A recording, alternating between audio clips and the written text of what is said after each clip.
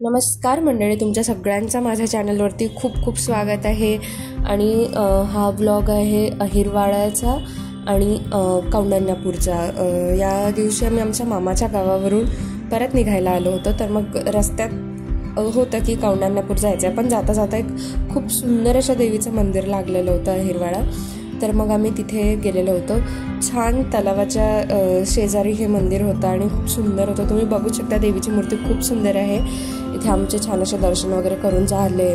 तर मग त्या महाराजांनी आम्हाला एक धागा वगैरे असा सगळ्यांना बांधून दिलेला होता छान. आणि मंदिरचं वातावरण खूपच प्रसन्न आणि शांत होतं. अशी जास्त तिथे गर्दी पण नाही, काही नाही.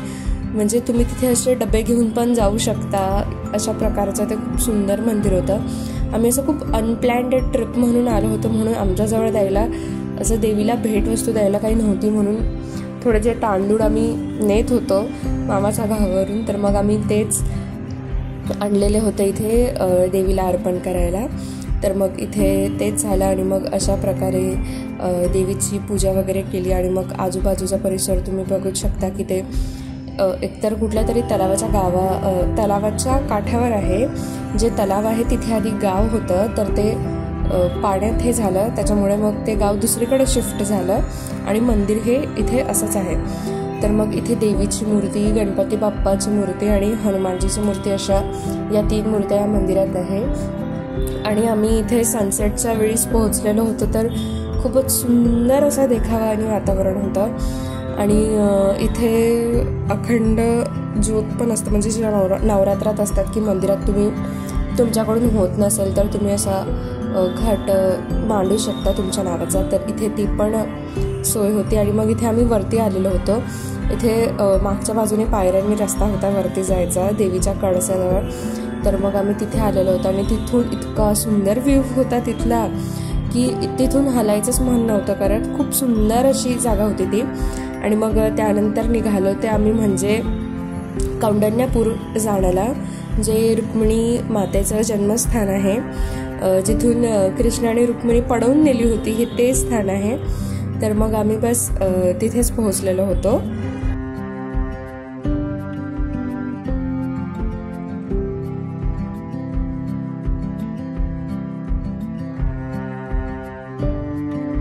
मग इथे सगळं पूजेचं सामान वगैरे घेऊन आम्ही निघालेलो होतो. आम्ही इथे जवळपास हरिपाठाच्या वेळेला पोहोचलेलो होतो.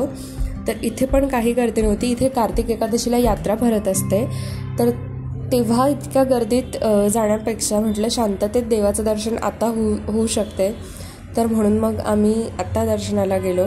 आणि हे पण मंदिर खूप खूप सुंदर आहे आणि सायंकाळच्या वेळेला तर खूपच छान दिसत होतं. आणि इथे तुम्ही बघू शकता की इथे झोपलेल्या विष्णूची मूर्ती आहे. ही जवळपास खूप कमी ठिकाणी तुम्हाला बघायला मिळत असतं विष्णूची मूर्ती. जसं झोपलेल्या विष्णूची मूर्ती एक अमरावतीच्या देवीच्या मंदिरात आहे, कौंडण्यपूरला आहे, जितपत मला माहिती आहे की पद्मनाभम स्वामी, ती पण तेच आहे. तर मग आम्ही इथे मागे आलो होतो. इथे ती गुफा आहे जिथून कृष्णाने रुक्मिणीला पळवून नेलेलं होतं. आणि एक पंचमुखी महादेव मंदिर आहे.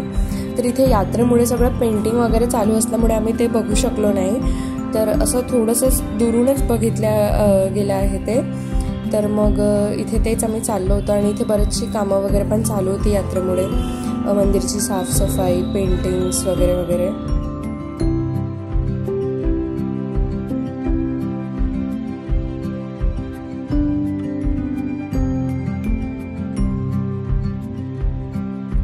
हेच ते शंकरजीचं मंदिर आहे. आणि जे तुम्हाला खाली दिसतंय तिथून पायऱ्या आहे आणि तो रस्ता आहे जिथून कृष्णाने रुक्मिणीला पळवून नेलेलं होतं.